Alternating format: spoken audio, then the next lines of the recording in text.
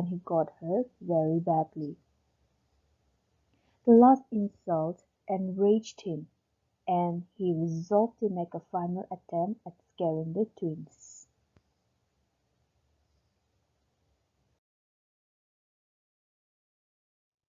So, after deciding, after making up his mind to scare the twins, he he decided, after a serious thought, he decided to guise off Reckless Rupert or the Headless Earl.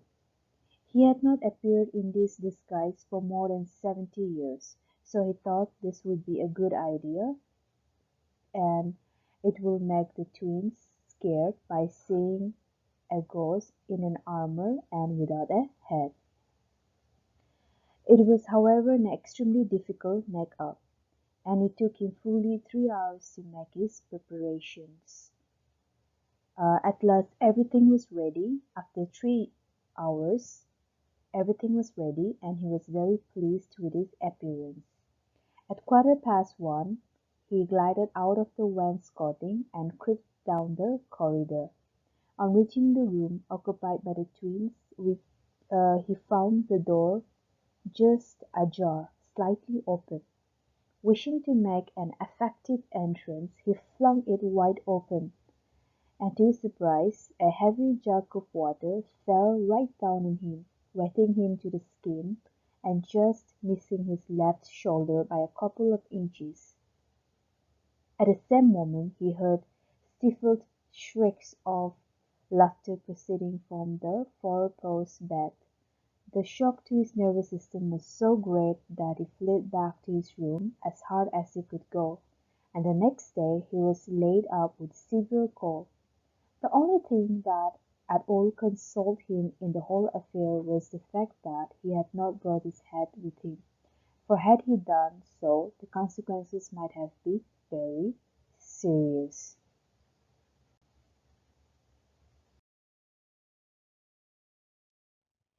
Um, he now gave up all hope of ever fighting with this rude American family, and contented himself, as a rule, with creeping about the passage in soft slippers with a thick red muffler around his throat, and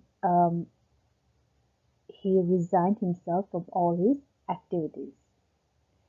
He received his final blow on 19th September. It was about 2:15 as he was strolling towards the library to see if there were any traces left of the blood-stain. Suddenly there leaped out on him from a dark corner 2 figures, who waved their arms wildly above their heads and shrieked out "Boo!" in his ear. Seized with a panic, which under the circumstances was only natural, he rushed for the staircase, but found Washington Otis standing waiting for him there with a big garden syringe. So when he saw that he was being attacked by his enemies from every side, he vanished into the great iron stove, which fortunately for him was not lit, and had to make his way home through the chimneys. After this he was not seen again on any nocturnal expedition. The twins lay in wait for him on several occasions. It was quite evident that his feelings were so wounded that he would not appear. Thinking that Sir Simon disappeared, the family began to live a normal life. The family even organized a gathering where the young Duke of Cheshire was invited. The family thought that the ghost disappeared, and so Mr. Otis, he even wrote a letter to Lord Canterville saying that the ghost does not exist any more in the Canterville chest, to which Lord Canterville congratulated the minister and his wife and his family. The Otises, however, were deceived, for the ghost was still in the house, and though now almost an invalid, was by no means ready to let matters rest, particularly as he heard that among the guests was the young Duke of Cheshire.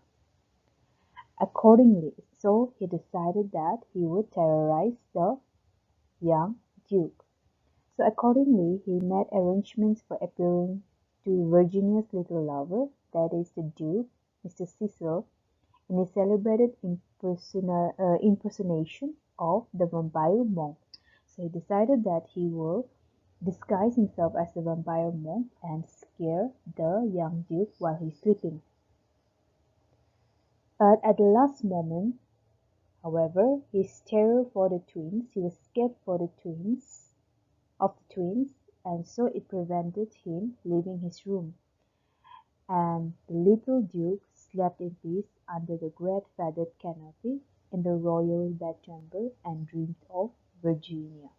So that was how the young Duke, the Duke of Cheshire, Mr. Cecil, was saved from being terrorized and frightened by the ghost, because the ghost was scared of the twins. He thought that if he comes out from his chamber, from his secret chamber, he might meet the twins, and the twins would torture him. So that stopped him from torturing the young Duke. Whereas on the other hand, the Duke was saved, and he slept peacefully, dreaming about Virginia. So this is the end of this chapter, and please read the textbook so that you will have a better understanding. Thank you.